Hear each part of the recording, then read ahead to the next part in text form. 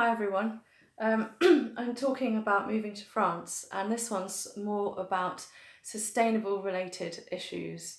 And I've got this amazing list that I made um, while we were in England, and I had this as a kind of inspirational mood board um, before we moved. I made one for Robin as well, and it's kind of yoga, kind of what we wanted our house to maybe look like a bit, what we might, gîte kind of things we might want to have in a garden to make money with, wood burning stoves, walks in the country, dining outside under candlelight with a beautiful mature tree, some natural willow structures possibly in the garden that I've made, this kind of stone renovated barn, gardening. What else is there here?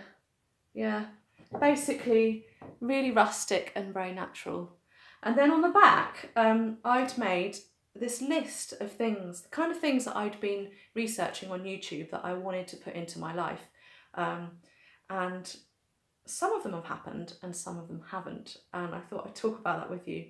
So top of the list, this was more for Robin rather than me, my husband, making willow charcoal. So he has actually done that on the fire outside one evening in his little pots, and he's done it on the stove as well in various different ways because he draws in charcoal.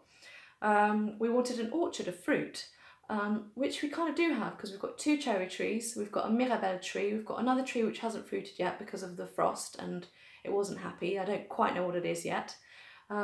We also have 2 apple trees and a plum down further below, and we've also got a hazelnut tree, and we did have a walnut tree which we had to cut down for various reasons. I've got a video on that, I think.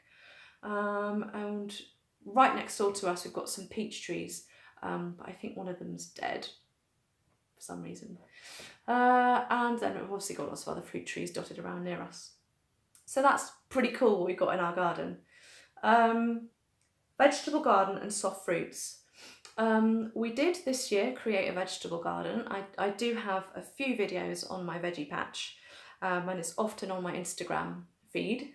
It was more minimal than I wanted it to be because of the amount I worked my bum off this year and didn't have much time to be in the garden.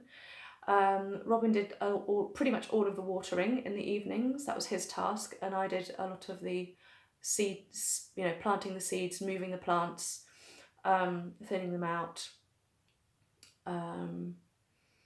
He helped a bit with digging up areas because it was basically all grass before. So yeah, it took a lot of time and effort, and I think that'll just grow and become better year after year.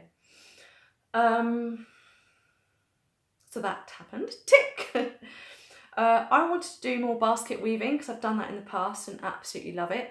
It's starting to come up now because I want to make a basket for this funny little area where the guitar is now. It's a little triangle that's inset into this lounge, and I thought if I made a triangular basket with high enough sides, I can stack all of our yoga mats in there, and I thought that'd be quite pretty and would go with the whole natural look with all our logs. And here that's where we stack up our little pieces of wood to start the fire. I've also always wanted to make willow structures, living willow structures. So I've made various designs for our garden, but they haven't happened yet. Again, that takes a lot of time. You need to plan where's there going to be the most amount of water because it needs to be kind of moist. But now that I walk across this field, which is the farmer's field, to go on my walks, I just step out of our garden to his, and it's really quite a high water table. It's quite soggy. So I think our willow would probably grow fine. So that's good to know, good to know.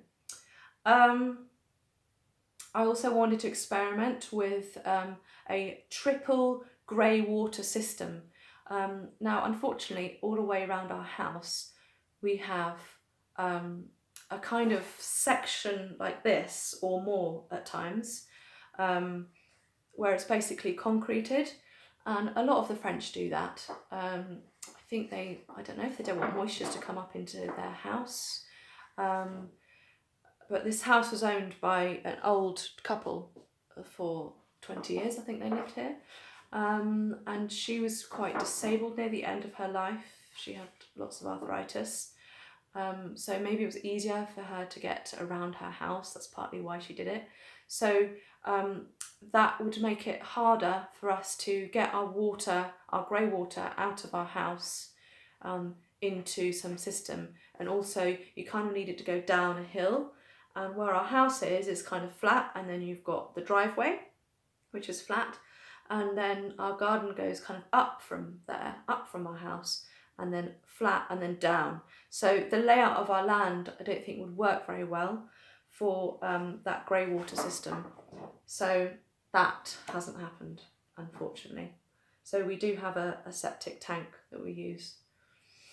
I wanted maybe to possibly have a little windmill for energy. That hasn't happened, unfortunately.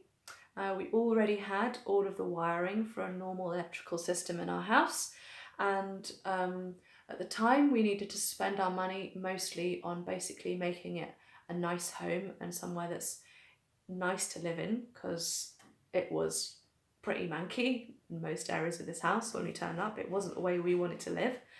Horrible floors, the walls were yucky. Upstairs didn't have any insulation, so it was freezing. We had lots of holes in different places, bringing in cold.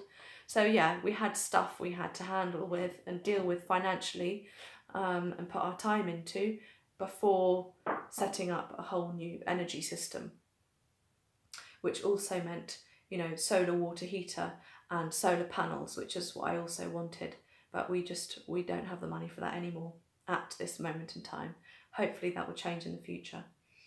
I liked the idea of an integrated water collector, which I've almost forgotten what that means.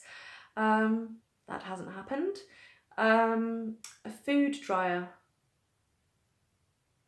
That's because I was eating an awful lot of raw food. I'm raw vegan. Now I'm less raw than I was, so I do have more cooked food in my life.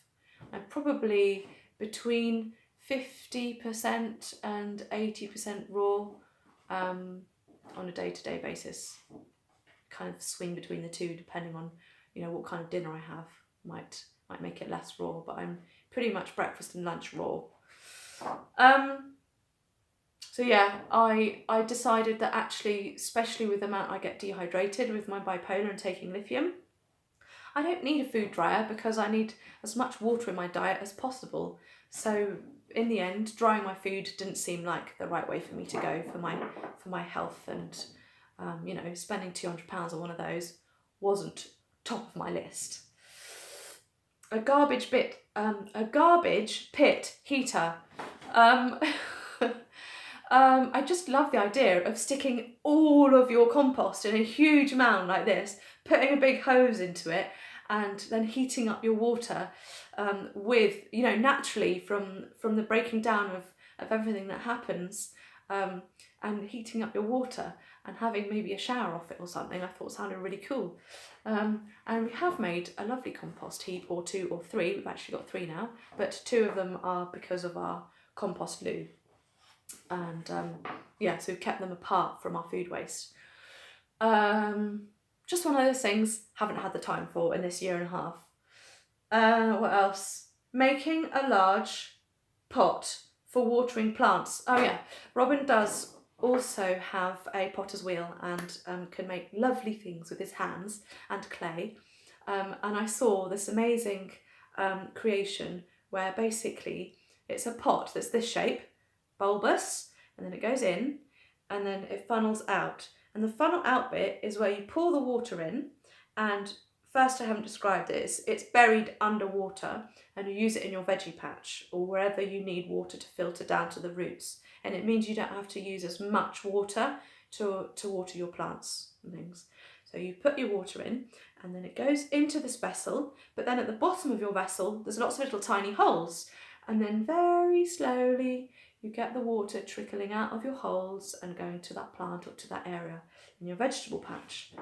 But in reality, he hasn't done very many pot making sessions because one, we don't have a, what do you fire it with? that kind of stove. I forgot what it's called. We haven't got one of those, even though there's a nearby pottery here that he could have things fired there easily. He kind of wanted to have his own, and we didn't have money, and I didn't let him buy one because they're really expensive. I did say, come on, let's build our own in the ground with some fire bricks, and I did kind of do that, but it didn't really work very well. It could work better. It just needs tweaking, darling, tweaking, and then you make your pots out of different kind of clay. Oh, a cooling food storage area. So I thought it'd be really cool if we had a north-facing room or cupboard that was cold and always stayed cold, and we could have a marble slab in there, and that's where we would keep our food cool instead of having a fridge, because I didn't want to have a fridge. But in the end, our kitchen isn't very well insulated, and it's the first room you come into the house. So our front door is always opening and closing in the summer and is pretty warm. So it wasn't cool enough to not have a fridge. So that didn't happen. Oh, Johanna, there's too many crosses on this list. A basin toilet, I think it's called. There might be another way of saying that, where basically it's like the proper kind of compost loo, where it's either raised up or you dig a big hole underneath, and it kind of stays in there, and you kind of keep piling stuff up. But there's so much space underneath where your compost, where your kind of wood shavings go, that it can last kind of between 1 and 3 years. And then you can actually, there's a little door that you can open up and get stuff out from the back that's already been composted, and you can use and put it in your garden. But where we have our bathroom in our house, we don't have the kind of setup where we can have a little door outside, because we've got huge thick stone walls, so that wouldn't work, making a hole in that.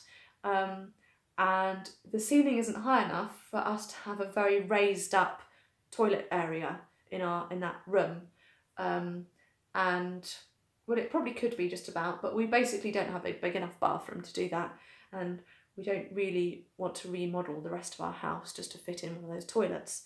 But we do have a normal bucket system compost loo, and we use that for number 2s, and then our water loo is for number 1s.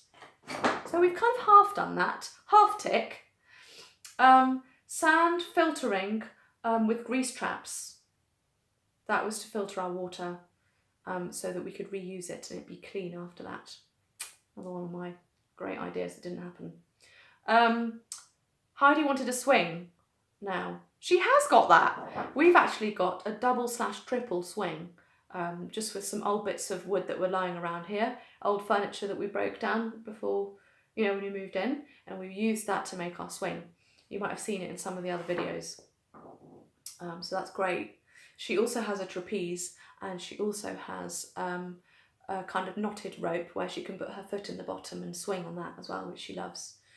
And then she wrote in the bottom she wants to train a bird. She hasn't trained a bird, but we have many around here, lots of different varieties of woodpeckers and owls and all sorts of birds of prey, and just so much wildlife. So yeah, she hasn't got round to that yet. I think that could have been just like a fun idea.